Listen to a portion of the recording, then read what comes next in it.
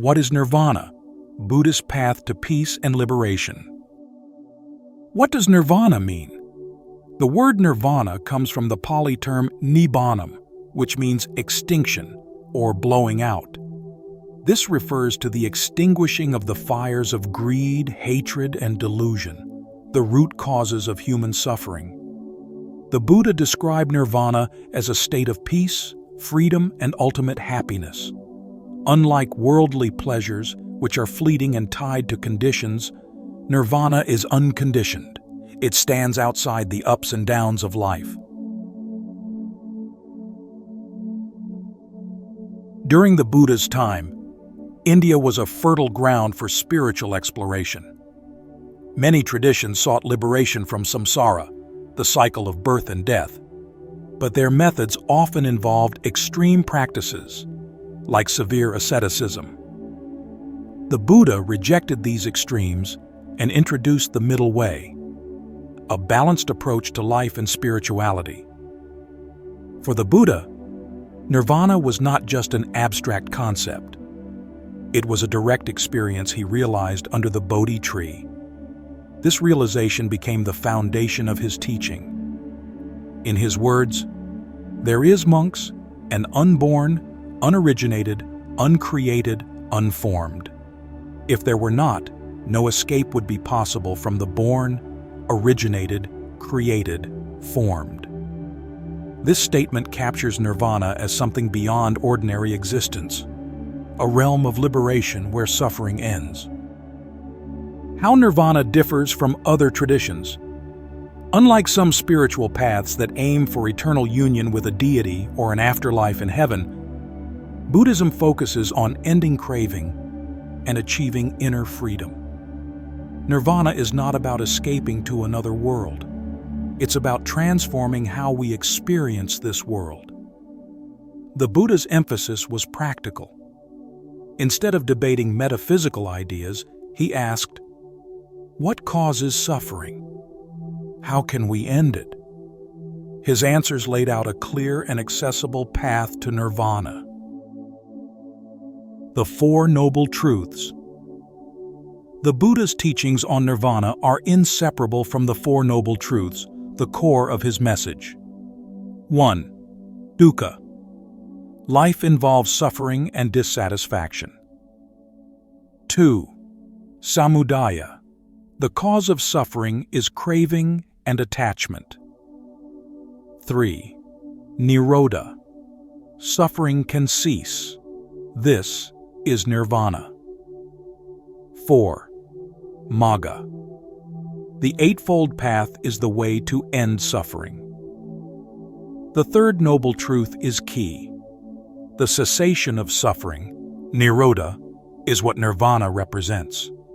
It's the freedom that comes when craving, the fuel for suffering, is extinguished. The Eightfold Path. Nirvana isn't something mystical or reserved for monks. It's accessible through the Eightfold Path, a set of practical guidelines for ethical living, mental discipline, and wisdom. 1. Right view. Understanding the nature of reality and the Four Noble Truths. 2. Right intention. Cultivating thoughts of goodwill, renunciation, and non-harm. 3. Right speech. Avoiding lies, harmful words, and idle gossip. 4. Right action. Living ethically by not harming others. 5. Right livelihood. Earning a living in a way that supports, not harms, others. 6. Right effort. Persistently avoiding unwholesome states and cultivating wholesome ones. 7. Right mindfulness. Being aware of the present moment with clarity and attention. 8. Right concentration. Developing deep focus and mental stillness. These steps are not rigid rules, but a path to help individuals progress toward liberation. The Buddha often spoke in practical terms, emphasizing that nirvana is achievable through effort and practice. He described the process as one of gradually letting go of craving and ignorance, like a craftsman refining his skills over time. He also avoided overcomplicating nirvana with abstract descriptions. Instead, he used metaphors like extinguishing a flame or crossing a river to illustrate the experience. These images point to freedom, peace, and a complete transformation of the heart. Nirvana is a concept that defies ordinary understanding. It's not a place, nor is it a state that can be fully captured in words. The Buddha often used metaphors and indirect explanations to describe it, emphasizing that nirvana is something to be experienced rather than intellectualized. Since nirvana transcends human concepts, the Buddha relied on metaphors to hint at its nature. These metaphors provide glimpses into what nirvana is like without reducing it to something mundane. The extinguished flame. The fires of greed, hatred, and delusion are extinguished in nirvana. Just as a flame ceases to burn when its fuel is gone, so does suffering cease when craving is eliminated. The unconditioned. Nirvana is described as unconditioned, meaning it is not dependent on anything else. Unlike all things in samsara, which arise and pass away due to causes and conditions, nirvana is beyond such cycles. The cool shade. In the heat of suffering, nirvana is likened to stepping into a refreshing, cool space, a state of relief and peace. While these metaphors give a sense of nirvana, they also remind us that it is an experience beyond ordinary thinking.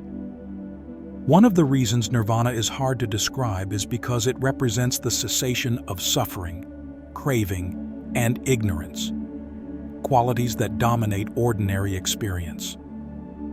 Trying to understand nirvana using the mind still shaped by these influences is like trying to imagine the concept of light while living in darkness. The Buddha himself acknowledged this challenge and encouraged his followers not to get caught up in debating what nirvana is, but instead focus on walking the path toward it. Do not dwell in the past. Do not dream of the future. Concentrate the mind on the present moment. This teaching points to the practical, experiential nature of the Dhamma.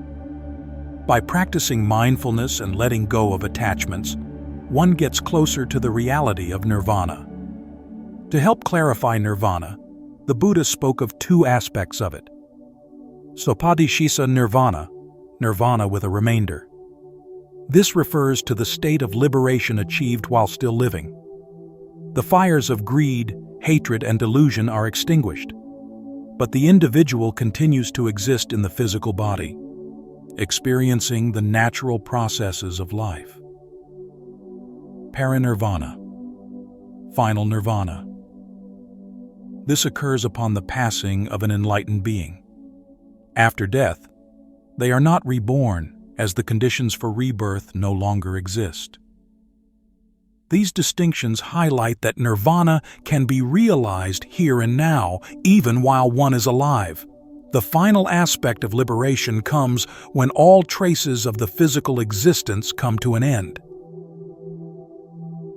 The journey to nirvana is not a sudden leap, but a gradual process of purification and transformation.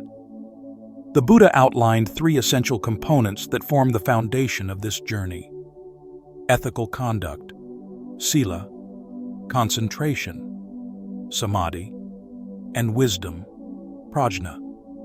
Together they guide practitioners step by step toward liberation. Ethical conduct serves as the foundation for all spiritual progress.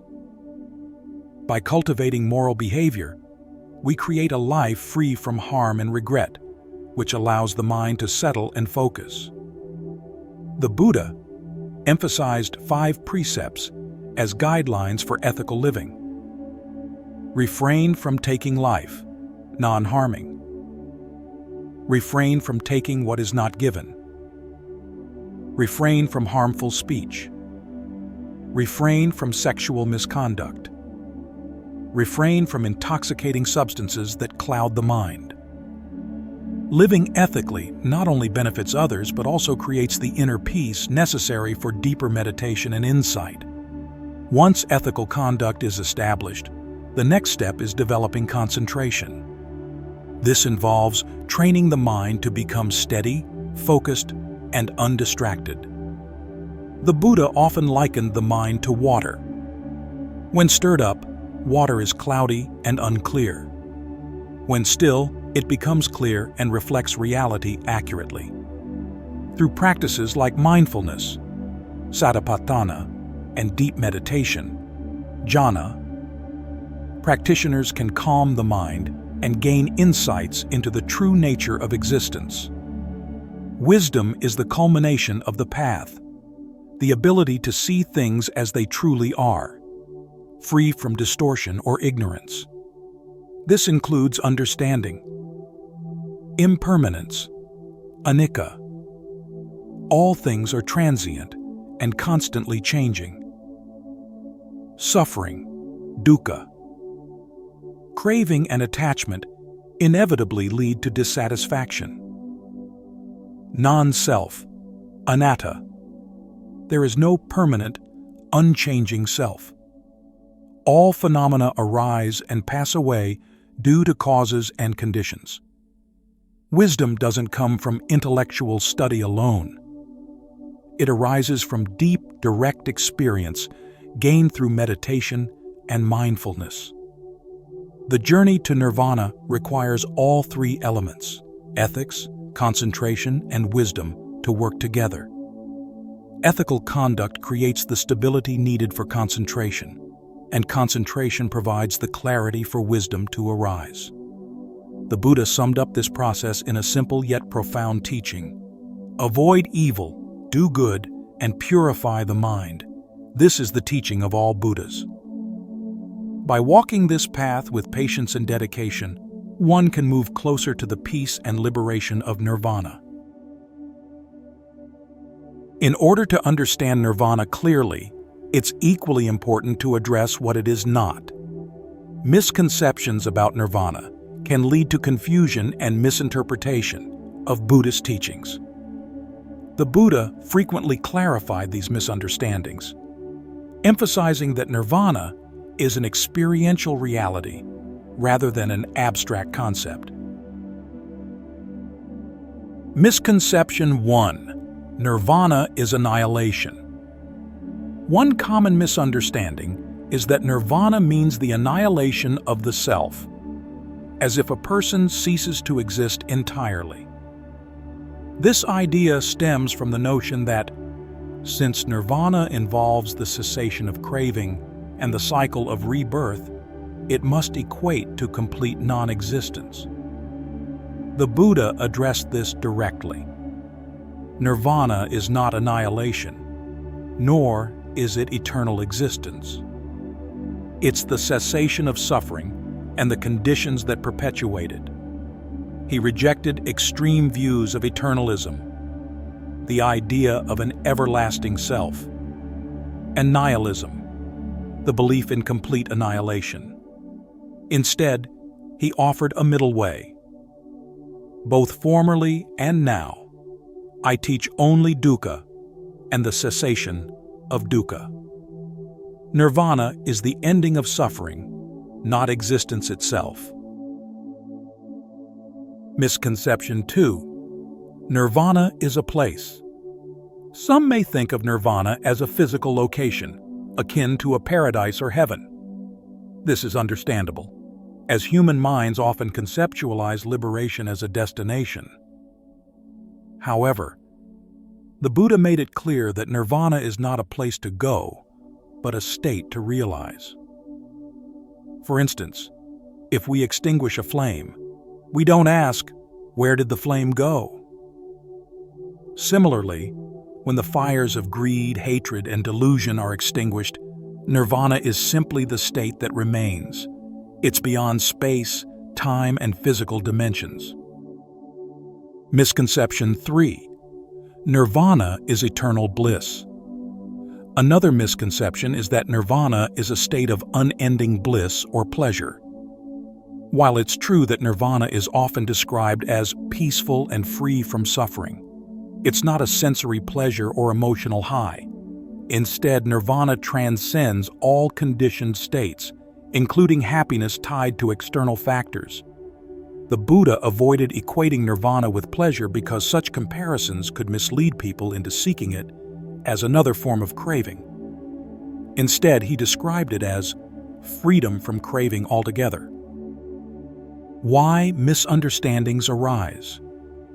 These misconceptions often arise because human minds try to grasp nirvana using familiar terms and ideas. However, nirvana exists outside the framework of conditioned experience. As the Buddha taught, trying to define nirvana too rigidly is like trying to describe the taste of salt to someone who has never tasted it. It must be directly experienced to be understood. Now that we have clarified what nirvana is not, we can explore its profound transformative nature. Nirvana is not just a theoretical goal. It's an experiential reality that reshapes one's entire way of being. The Pali Canon contains numerous accounts of individuals who achieved nirvana, offering us glimpses of its transformative power.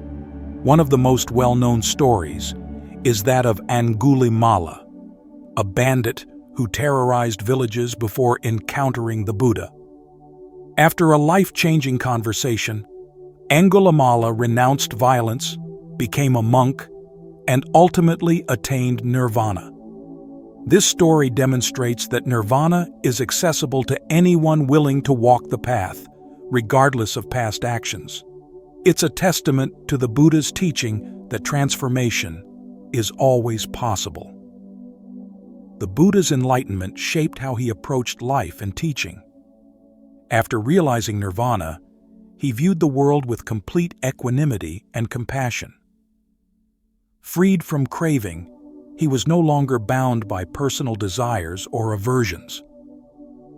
This freedom allowed him to teach tirelessly for 45 years, meeting people where they were and guiding them toward liberation. His actions exemplify the transformative nature of nirvana, not as an isolated or selfish state, but as one that inspires boundless compassion and service to others. Realizing nirvana doesn't just end suffering. It fundamentally changes how one interacts with the world. Here are some of the profound effects described in the texts. Freedom from fear. Without attachment to the self or worldly possessions, there is no fear of loss or death. Unshakable. Peace. The mind no longer clings to fleeting emotions or experiences, remaining calm and steady. Compassion for all beings. Liberated from self-centered concerns, one naturally feels compassion and goodwill toward others. This transformation is not reserved for monks or sages. Lay practitioners who diligently follow the path can experience the same freedom in their daily lives, albeit in varying degrees. While the ultimate realization of nirvana is rare, its principles can be integrated into everyday life. Every step on the path, whether through mindfulness, ethical conduct, or cultivating wisdom, brings us closer to the peace and freedom that nirvana represents. The Buddha encouraged his followers to begin where they are and take steady steps forward. Little by little, a person becomes good, as a pot is filled with water, drop by drop. This advice reminds us that nirvana is not an all-or-nothing achievement. Each effort to let go of craving and live with mindfulness contributes to a more peaceful and liberated way of life. While nirvana is often seen as the ultimate spiritual goal, its teachings are deeply relevant to daily life. Living with a nirvana-centered mindset doesn't mean withdrawing from the world. Instead, it involves transforming how we approach our thoughts, actions, and relationships. At the heart of nirvana is freedom from craving. While few can eliminate craving entirely in daily life, mindfulness allows us to notice when desires arise and choose not to be ruled by them. For example, when craving material possessions, ask, "Will this truly bring lasting happiness?" When consumed by ambition, reflect on whether it's aligned with meaningful goals or driven by ego. A nirvana-centered mindset cultivates calmness in the face of challenges. Instead of reacting impulsively, we pause, reflect, and respond mindfully. This can transform conflicts at work, misunderstandings with loved ones, or even internal struggles. Recognizing the impermanence of life can inspire gratitude for the present moment. Whether it's appreciating a meal, cherishing time with family, or finding joy in nature, these moments ground us in the here and now. The Buddha's teachings recognize that not everyone can renounce worldly life. Many of his followers were householders with families and jobs. He offered practical advice for balancing spiritual and everyday commitments. Mindful work. Approach your occupation as an opportunity for ethical living. Avoid professions that harm others and bring honesty and mindfulness into your work. Generosity. The Buddha emphasized dana, generosity, which can be practiced in many forms, offering time, resources, or compassion. Loving kindness. Cultivate metta, loving kindness, by wishing well for others, including those who challenge you. This practice strengthens connections and reduces conflict. These practices don't detract from worldly responsibilities, but enhance them by fostering harmony and purpose. How Nirvana inspires mindfulness and compassion. The teachings on Nirvana encourage a broader perspective on life. When we recognize the interconnectedness of all beings and the impermanence of suffering, we naturally develop mindfulness and compassion. Mindfulness. Staying present helps us act with clarity rather than being driven by habits or emotions. For instance, mindful breathing during a stressful situation can help us remain calm and act wisely. Compassion. Understanding that others also struggle with suffering inspires kindness. Compassionate action doesn't require grand gestures. Small acts like listening to a friend or offering a smile create meaningful connections. By integrating these qualities into our daily lives, we bring the essence of nirvana closer to home. The Buddha's teachings on nirvana remain as relevant today as they were 2,500 years ago. They offer a path to peace, clarity, and liberation, not only as a distant goal, but as a way of living here and now. The Buddha saw nirvana as the highest fulfillment of human potential. It is freedom from suffering, the realization of deep peace, and the end of the cycle of birth and death. This profound transformation begins not in some far-off realm, but in our daily actions, thoughts, and intentions. In today's fast-paced, interconnected world, the challenges of greed, hatred, and delusion are as present as ever. The Buddha's teachings offer a timeless antidote to these struggles. Pause amidst the chaos to cultivate mindfulness. Seek ethical living to bring peace to yourself and others. Reflect on impermanence to let go of unnecessary attachments. These practices are not bound by culture or era. They resonate with the universal human condition. As the Buddha famously said, "You yourself must strive. The Buddhas only point the way." This reminder encourages us to take the teachings into our own hands, making consistent efforts to understand and apply them. Whether you're taking your first step or deepening a lifelong practice, each moment of mindfulness, kindness, and insight moves you closer to the peace of Nirvana.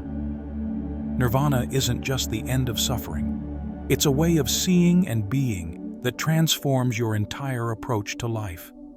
The journey may be long, but the steps you take today ripple through every moment that follows. The Buddha's wisdom is a gift that transcends time, culture, and belief. His teachings on Nirvana inspire not only the pursuit of liberation, but also a life of purpose, compassion, and peace. Whether through small acts of mindfulness or deeper meditative practice, the path to Nirvana begins right where you are, here and now.